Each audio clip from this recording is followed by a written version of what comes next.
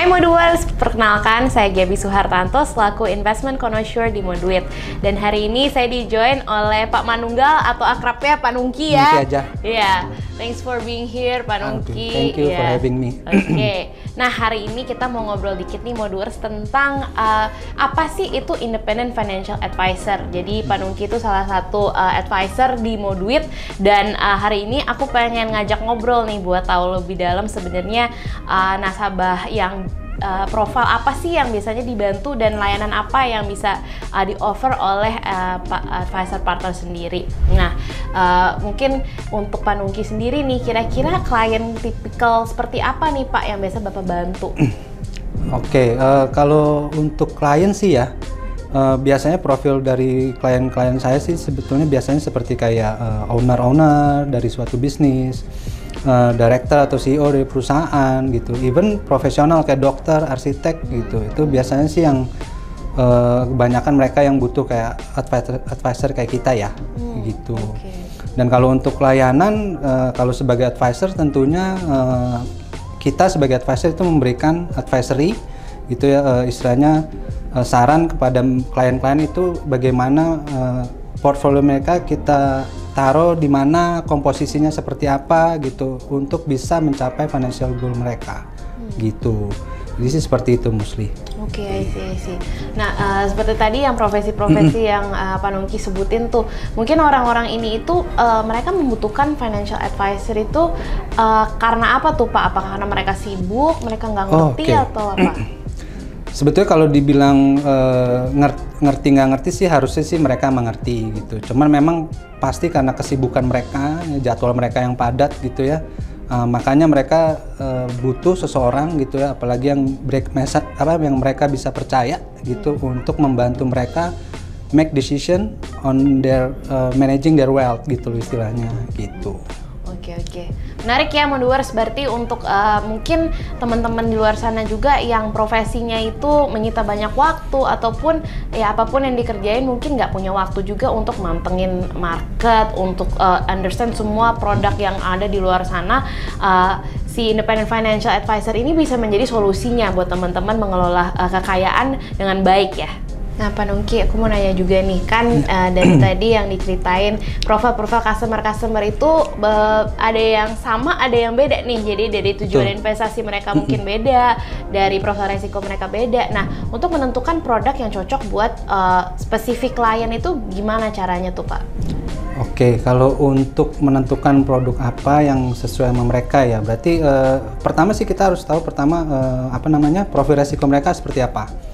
Ada yang konservatif, ada yang suka yang high risk seperti itu.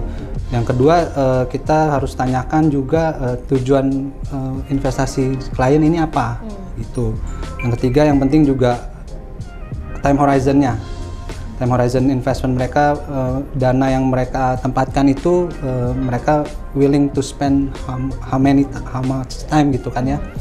Tuh, nah terus dan yang terpenting juga sih kalau buat saya kondisi market pada saat itu gitu, itu juga penting kondisi market. Seperti misalnya contohnya sekarang, misalkan era suku bunganya lagi mau naik nih, mungkin ada 1-2 kali kenaikan lagi gitu ya, mungkin produk apa nih yang cocok gitu. Mungkin ya pendapatan tetap, kalau saya pribadi saya akan men-suggest customer saya untuk masuk ke pendapatan tetap juga. Walaupun masih ada kenaikan 1-2 kali lagi, tapi biasanya habis itu setelah itu mereka akan turunin lagi nih gitu. Jadi ada opportunity untuk dapetin gain dari kenaikan harga obligasi gitu. Even though misalkan mereka agresif, tetap saya masih akan suggest pendapatan tetap harus lebih besar juga untuk saat ini gitu. Jadi kondisi market saat ini penting juga untuk diketahui lah gitu. Gitu. Oke. Berarti memang ini ya, mungkin kalau dari klien sendiri dia mungkin baca nih berita, oh ya ada kenaikan suku bunga, Fed begini, BI gini, tapi mungkin dia sendiri mungkin karena bukan bergerak di capital market juga nggak ngerti nih cara nge-convert berita itu menjadi strategi investasi gitu ya. Jadi mungkin dari Pak Nungki sendiri ini hal yang bisa di-deliver juga ke klien ya?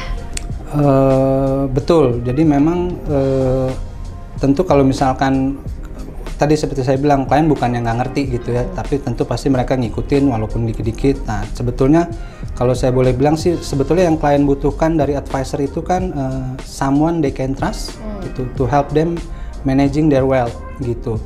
Di samping itu yang penting juga ya advisor itu juga memang harus care sama mereka gitu. Jadi deliver berita gitu segala macam, memanage portfolio mereka, seperti itu sih. Oke, Pak Nongki, aku mau minta nih sharing sedikit boleh tentang mungkin pengalaman apa sih yang berkesan dari relationship sama klien, apa sih yang layanan yang Pak Nongki bisa beri ke klien itu yang memang membantu mereka untuk reach tujuan finansialnya atau bisa membantu mereka secara mengelola kekayaan mereka tuh, Pak.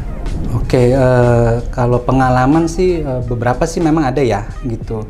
Mungkin yang saya paling berkesan sih ini ada satu, dia seorang arsitek, profesional arsitek, lumayan ngetop nih arsitek. Jadi waktu itu kita ketemu gitu lunch bareng, terus dia cerita kalau beliau nih punya KPR di bank lumayan besar gitu. Dia harus punya harus ada cicilan yang harus dibayarkan itu sekitar 30 jutaan per bulan. Di samping dia punya cash flow yang cukup ketat untuk operasional kantornya dia terus juga ada untuk biaya pendidikan anak per bulan segala macam yang kuliah di luar negeri. Nah, dia tanya kira-kira saya ada dana sekian, produk apa sih gitu yang seenggak-enggaknya bisa membantu saya meringankan pengeluaran bulanan saya nih gitu.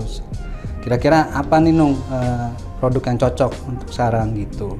Nah, waktu itu memang pada saat itu saya tawarkan dia produk karena dia carinya pendapatan tetap lah istilahnya. Gimana yang membantu dia untuk pengeluarannya kan juga tetap. Tiap bulan ada spend yang dia harus keluarkan.